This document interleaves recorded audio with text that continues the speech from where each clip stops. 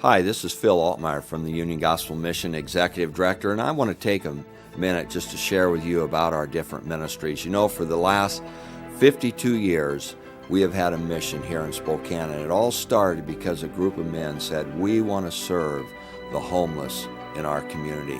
When a man walks through the doors, many people, the first thing they think about is that they receive food and shelter. But I want you to know, beyond food and shelter, a change of clothing, a warm bed, and a hot shower, there's much more that's offered at the Union Gospel Mission. We have a program that deals with the total person. We want to deal with the spiritual component, the physical component, the emotional, the intellectual, and even the work component. And so as we think about a homeless person, we don't want to keep them in that state of homeless. We want to take them from the streets and place them back into our community as productive citizens. And so as you think about the mission, I hope that you'll be aware that it all starts maybe with a meal, but it goes to the educational component piece where they attend a learning center, and many of them are getting their GEDs. Some of them are going on to college as a result of the educational component. Many of the men come to the mission with different health needs, and we're thankful that we have professionals in the community that offer their services. We have an eye clinic with several optometrists that volunteer. We have a medical clinic where they can give the men physicals, and they can offer the different medications that the men need for their coughs, their colds, and what have you.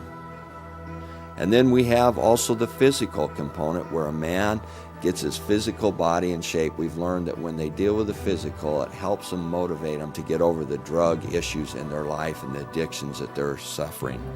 We have men that go out in the community and they give back by ministering. We have groups that come down and do services at the mission. That's the spiritual component where we're dealing with the Bible studies and the teaching the men how to grow spiritually in the Lord. All these things are offered so that when a man comes to the mission, maybe he comes with despair and no hope, but he leaves with a vision, knowing that there's purpose in life that God has given him. In 1971, Anna Ogden Hall opened its doors to homeless women and children. You know, the women come to us for a variety of reasons, whether it's drug and alcohol, domestic violence, maybe they've been in jail or they're a prostitute. For different reasons they come to us. But you know, the tragedy with women is they not only come alone, they bring their children, and that brings about a whole new dynamic. When I think about the ministry at Anna Ogden Hall, I'm reminded that we want to provide for these children special occasions.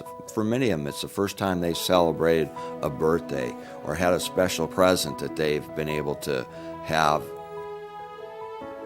We provide even a pretty room where the women can come and get makeup. We have people that come in and fix their hair and do special clinics for them. We want them to know that they are beautiful in Christ as His creation, and so we offer all these special things. Each of the women have their own room that they can go to with just their family. The single women may share rooms, but for families it's great to have just your own little private room. All those are special touches that make staying at Ogden Hall really special. And just like the mission, they have programs, whether it be educational, the emotional counseling that they need, the spiritual counseling that they receive in classes. All those things are provided for everyone that comes through the doors of Anna Ogden Hall.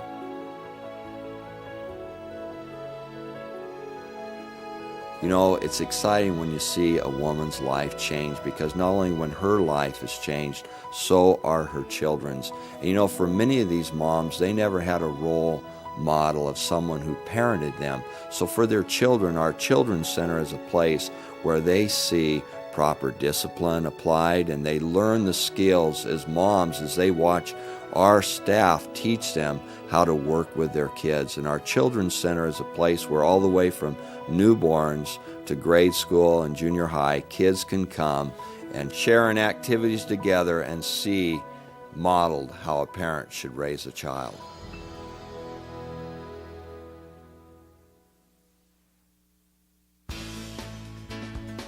Another branch of our ministry is Shemmican Creek Camp. It's a 120-acre site that's out on the Spokane River right below Long Lake Dam. What's special about this ministry is we recognize that if we're going to change the face of homelessness, we have to address the issue of troubled kids. Many kids in our community come from single-parent homes, and many kids are struggling at a very early age, and we can see the patterns that they've established are sending them down the road to where maybe years later they'll walk through the doors of the mission. So because of that, we've started an after-school program. We're running a program during the summer where different churches come in and work with the kids. They reach out to the underprivileged kids in their neighborhood, extending invitations throughout the year to different activities, and then they bring these kids to a summer camp and spend a week with them. And the bonding that takes place between the counselors and the kids is something that can only take place at a camp. And then as a result of that, it is our desire that when these kids go back into the community, because of those positive relationships that have been established, they will connect with these kids and get involved in a local church.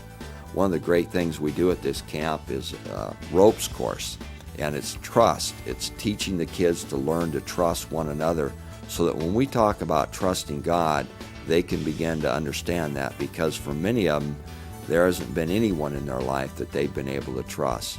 So this camp environment gives us a great opportunity just to reach into kids' lives that need love, discipline, and a purpose, and know that they can have hope.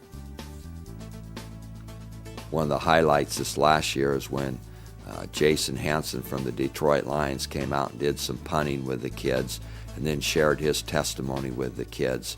And we have several people that get involved, and it makes a difference when they see men like Jason.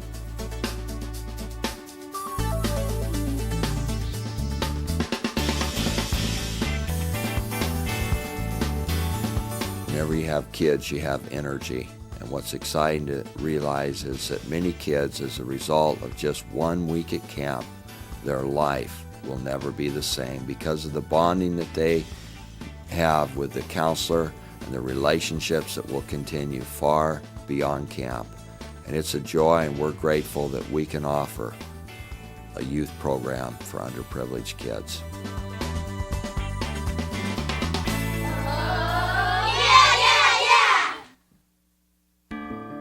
You know, when many people think of homeless people, you and I see them on the streets. There's no hope, there's despair. But what I like about the ministry that God has called us to, there's a message of hope. There's an opportunity for change.